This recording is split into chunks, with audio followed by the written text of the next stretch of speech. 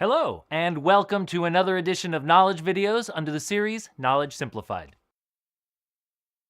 In this session, titled An Overview of the Life of a Trade, we'll understand how trading of securities takes place. Elsewhere in the series, we looked at a number of securities, such as equity, fixed income, and derivatives. Each of these securities can be bought and sold in the market. That's what trading is in financial markets. One can define a trade as a transfer of money and security between a seller and a buyer. A typical trade in the securities market goes through a number of steps. We'll explore these steps in this edition. Trading activity possibly dates back to the start of civilization. We're, however, interested in talking about securities trading, but even that dates back to the 1300s. The moneylenders of Europe then traded loans amongst each other.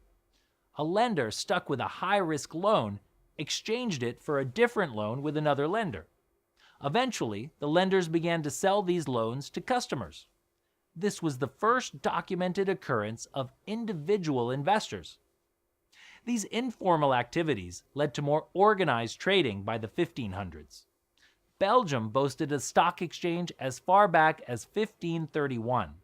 In the 1600s, the Dutch, British, and French governments gave charters to companies to explore the East. When these East India companies were formed, they changed the way business was done. They issued stocks that would pay dividends to the holders based on the spoils of the voyages. These were the first modern joint stock companies. Investors in East India companies could sell their shares, which were in paper form, to other investors. They would do so through brokers. In England, most brokers and investors did their business in various coffee shops. The late 1700s saw the creation of stock exchanges in London, Philadelphia, and New York to better organize such activities. The story goes that the brokers in New York operated under a buttonwood tree on Wall Street, and that's where the New York Stock Exchange made its home. Now that we've looked at a historical perspective of trading, let's begin at the beginning. The life of a trade begins long before the trade. It begins with an order or intent. Let's look at two investors, Mr. X, who wants to buy a stock, and Ms. Y, who wants to sell the same stock. They, of course, do not know each other, so they contact their respective brokers, A and B. To them, the two investors express their intent to buy and sell. This step, which is of placing the order, is the first step in the life of a trade. In the second step, the brokers verify the orders placed by their clients. This could be as simple as verifying if Mr. X has enough money in his account, and if Ms. Y has enough shares to sell. But sometimes, this verification may involve more complexities. For example, a certain individual, such as an officer of a firm, may not be authorized to transact in that firm's securities, since such trades would be considered a violation of insider trading laws. Sometimes the verifications might involve not allowing transactions for a certain investor from certain geographies with economic sanctions. In general, the checks that the brokers do are related to client and securities data. In the third step, once the orders are verified, the brokers route these to marketplaces. Broadly speaking, there are two types of marketplaces. The first one is over-the-counter, or OTC, where two parties transact directly with each other. Where does the phrase come from?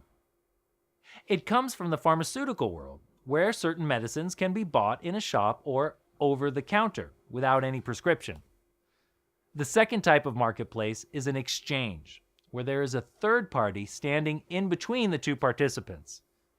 What is the key function of this third party? When the two parties transact with each other, as in the OTC market, they bear the risk of default. That means that either of them may not honor the transaction. When that happens, the other party suffers. In an exchange environment, the third party protects the two participants from defaults by each other. In the fourth step, the two orders get matched in the marketplace. This is when the trade actually happens. On large and well-known exchanges, such matching often happens using technology. But there are many marketplaces around the world where the process is manual. In such cases, it is usually the floor brokers representing their client who match the orders with each other. We can say that in this step, an order ends its life and a trade begins its life. Once the orders are matched, the brokers enrich the trade by adding more pertinent information to it. An example is the commission, which gets added to the trade value before it's reported to the clients. A trade is really an obligation where one party owes the other cash and in turn is owed securities by the other party. It's prudent for the marketplace to make sure that the two parties agree on the obligation before the actual transfer of cash and securities takes place. If a mistake is made in the trade, it's better to catch it earlier than later. So in step number 5, the two sides compare the trade details with each other. If they agree, then the trade goes for further processing. If they don't, the marketplaces break the flow and ask the two sides to resolve the issues. Often, such comparisons are automated in exchanges, but in the OTC world, they can be manual. Before we look at the next steps, let's digress a bit. As you can imagine, there are millions of investors buying and selling thousands of securities every day on a typical exchange.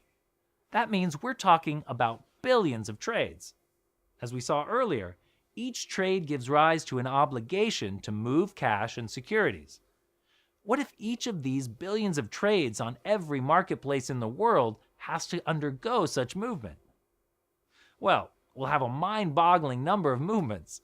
Each such movement of cash or securities costs money, so it's in everyone's interest to do the bare minimum of movements.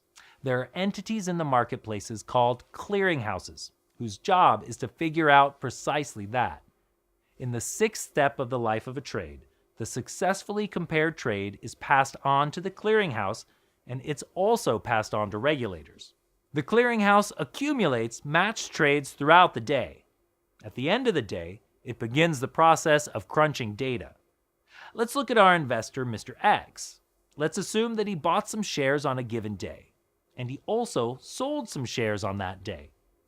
It's quite logical to see that he has to pay cash for the first trade and has to receive cash for the second trade. The clearinghouse will know about both trades at the end of the day. It simply subtracts one number from the other and decides if Mr. X needs to pay or needs to receive cash. This 7th step is called netting.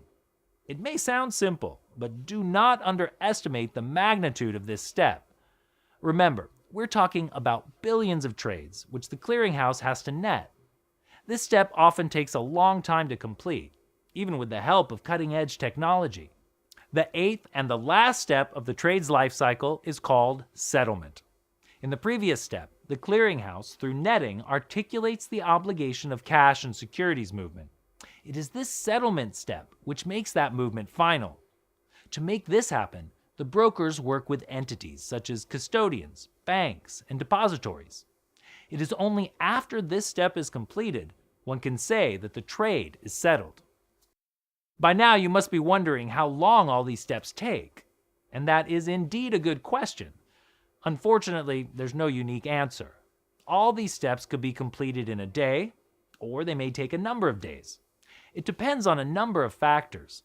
The first is obviously the volume of trades.